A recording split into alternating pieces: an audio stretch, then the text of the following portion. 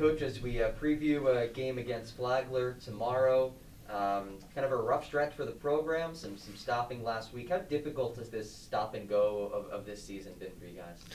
I mean, it's just part of trying to play basketball in a pandemic. It's just stuff you got to deal with. Everybody's dealing with it for the most part. There's a lot of teams that dealt with this stuff early.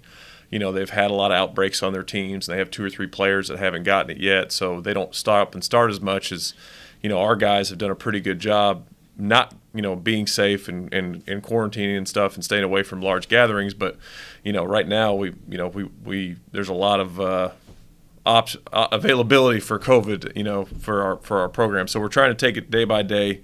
Like I said, the core value of the day this year, or core value of the year this year from our captains was resiliency, and that's being able to take, as difficult things get, just trying to keep a positive outlook on what the end goal is for the season and things like that. So it's something we're going to have to deal with, I guarantee, the next couple months. So we're just trying to take it day by day. And what were you guys able to do over the last week?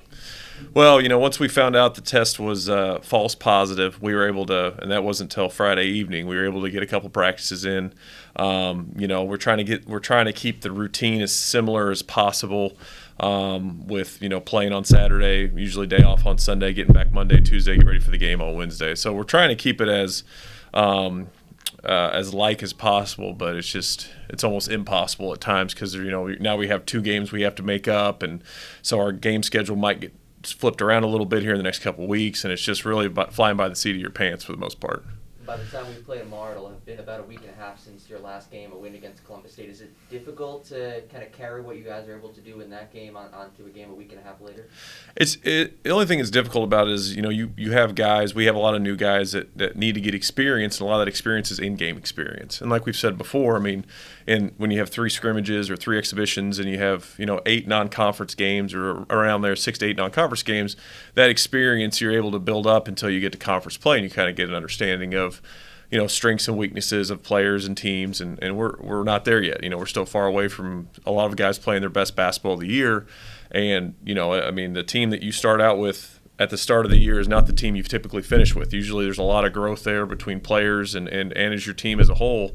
And, with stopping and starting, it's kind of negating that growth at times. So, it's, like I said, we have an overall philosophy of how we play basketball, and we're going to continue to try to pound that into our guys' brains. And it's just, like I said, we're just trying to take it day by day, and hopefully the successes that we had against Columbus and the failures that we had against Columbus, that we are able to take those and learn from it and apply it to a game a week and a half later.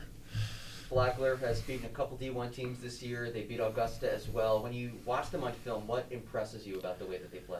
I think it's the best Flagler team I think I've seen since I've been in the Peach Belt, to be honest with you. Coach Warner does a great job. They've recruited a lot of really good players. They're playing really hard. They're playing very tough. They have probably one of the best guards in the league that no one's really ever heard of here in Lottie.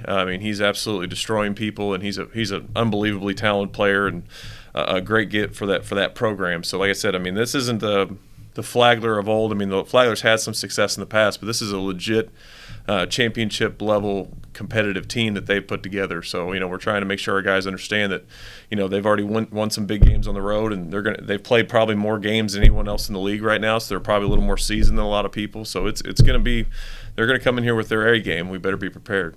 Now, you mentioned Jacek Lottie, top 10 scorer nationwide. What type of challenges does a guy like that present? Well, he's just, usually there's guys that, have particular strengths, whether it's shooting, whether it's mid-range, whether it's getting to the cup.